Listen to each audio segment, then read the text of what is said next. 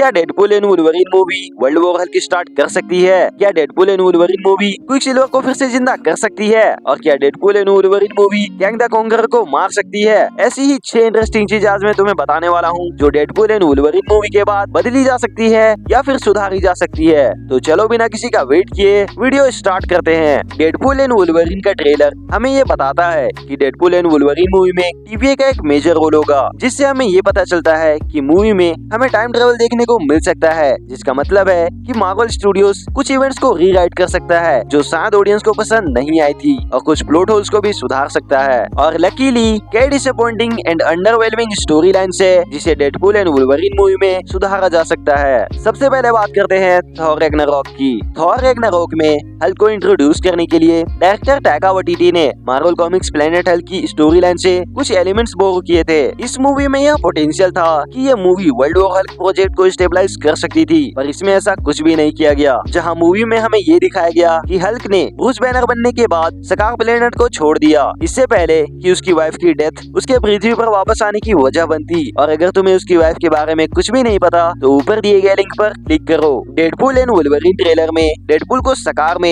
Hulk के bed पर दिखाया गया है, तो इसीलिए यह संभव है कि थॉर रैग्नारोक की स्टोरी के साथ थोड़ा छेड़छाड़ किया जाए, जिससे हल्क का फ्यूचर थोड़ा ब्राइट होगा। और इसके बाद बात करते हैं क्विकसिल्वर की। Captain America the winter soldier के पोस्ट क्रेडिट सीन में हमें पहली बार वांडा और क्विकसिल्वर देखने को मिले थे, जहां उनकी पहली ही फुल अपीयरेंस वाली movie Avengers age of Ultron में क्विकसिल्वर को मार दिया गया। एमसीयू के उस टाइम से अभी तक वांडा मैक्सिमोफ के कैरेक्टर में शानदार ट्रांसफॉर्मेशन देखने को मिला है, लेकिन क्विकसिल्वर पूरी तरह से बर्बाद हो गया। जहां डेडपुल एंड वुल्वरीन के ट्रेलर में डेडपुल को बर्फीले जंगल में दिखाया गया है, जिससे बहुत से लोग एवेंजर्स एज ऑफ अल्ट्रॉन वाली जगह बता रहे हैं, और वो हो भी सकता है। आखिर ये मल्टीवर्स और टाइम ट्रेवल वाली मूवी है, तो संभावित रूप से क्विकसिल्वर की डेथ को चेंज किया जा सकता है, जिससे क्विकसिल्वर हमें आगे भी देखने को मिलेगा, जैसा कि हम सब चाहते हैं। और इसके बाद बात करते हैं अल्ट्रॉन के ऊपर। 2008 में आयरन मैन की शुरुआत के बाद से मार्वल कॉमिक्स के मोस्ट आइकॉनिक और लॉन्ग लास्टिंग विलेंस जैसे Crossbones, Malekith, the Red Skull and Gorr the God Butcher को बर्बाद करने के लिए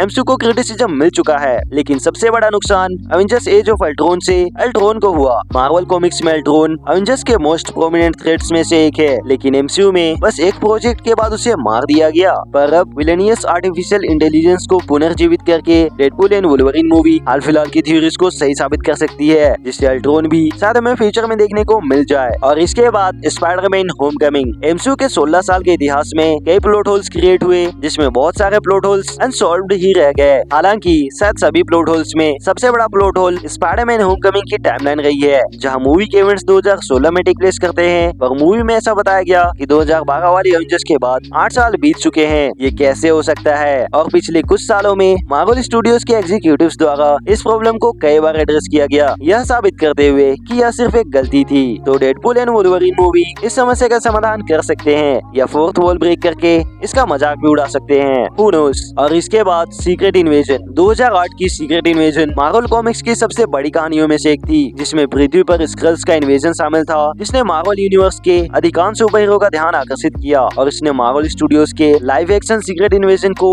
एक एक्साइटिंग प्रोजेक्ट बना दिया था। लेकिन 2023 की सीक्रेट इन्वेजन एमसीयू की सबसे कम रेटिंग वाली प्रोजेक्ट्स में से एक बन गई। उसे उसकी राइटिंग, नैरेटिव और विजुअल इफेक्ट्स के लिए क्रिटिसिज्म का सामना करना पड़ा, और मार्वल स्टूडियोज के बाद के प्रोजेक्ट्स में सीक्रेट इन्वेजन के इवेंट्स को नजरअंदाज कर दिया गया। तो मार्वल्स देखकर तो यही लगता है, लेकिन डेडपुल एंड वुल्वरीन मूवी इसे बेहतर कर सकती है, सीरीज के इवेंट्स को पूरी तरह से मिटाकर, हाँ पूरी तरह से मिटाकर, और फिर शायद बाद में हमें मोर कॉमिक एक्यूरेट सीक्रेट इन्वेजन देखने को मिले। And last but not the least, Kang the conqueror. Thanos की तरह कैंग द कॉन्करर को भी मल्टीवर्स सागा के मेन विलन के रूप में स्टेबलाइज किया जा रहा था, जहां कैंग हमें लोकी और Antman and the Wasp Quantumania में देखने को मिला था, और बाद में कैंग डायनेस्टी में कैंग, उसके वेरिएंट्स और एवेंजर्स के बीच एक मैसिव बैटल देखने को मिलती। पर जोनाथन मेजर्स की गिरफ्तारी और सजा ने इन प्रोजेक्ट्स को खतरे में डाल दिया है, लेकिन फिर भी अभी तक यह पूरी तरह से कंफर्म नहीं है कि कैंग द कॉन्करर को हटाया जाएगा या नहीं, या फिर किसी को रिकास्ट किया जाएगा या नहीं। जहां Deadpool and Wolverine Marvel studios के लिए एक अच्छा ऑप्शन है सब कुछ एक्सप्लेन करने का। That's all guys, video is about to and.